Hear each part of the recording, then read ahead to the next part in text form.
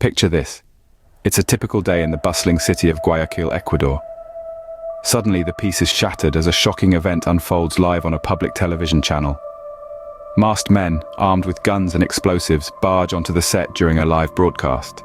They shout threats, claim to have bombs, and force the terrified TV crew to the ground.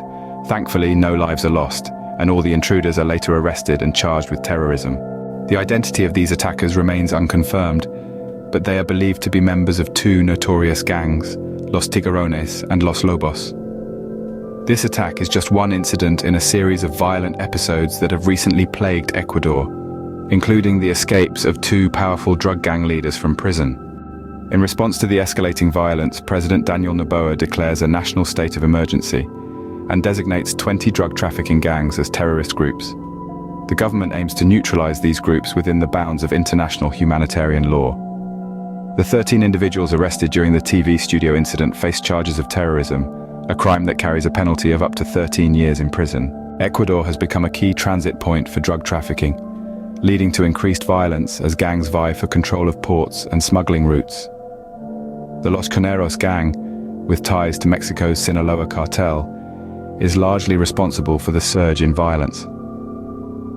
The whereabouts of the escaped gang leader, Adolfo Macias, remain unknown, and the government vows to restore peace and confront crime.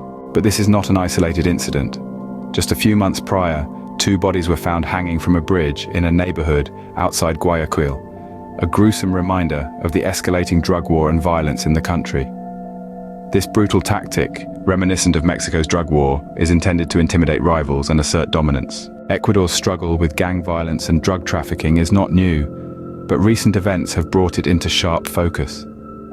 The number of murders in the country rose by over 80% in 2021, with a significant number of deaths occurring in prisons. The government's response has been to declare a state of emergency and deploy troops to address the violence. To summarize, Ecuador is grappling with an upsurge in gang violence linked to drug trafficking. The government's response has been to declare a state of emergency, designate drug trafficking gangs as terrorist groups, and pledge to neutralize them within the bounds of international law. However, the situation remains tense, and the path to peace is fraught with challenges. As the government battles these criminal organizations, the people of Ecuador wait in hope for a peaceful resolution. As the escalating violence and the government's response continue to grip the nation, the political implications cannot be understated. The government's handling of the crisis is under intense scrutiny as opposition parties condemn their approach, calling for more effective strategies in tackling the gangs and drug trafficking. The crisis could influence upcoming elections, potentially leading to a shift in the political landscape.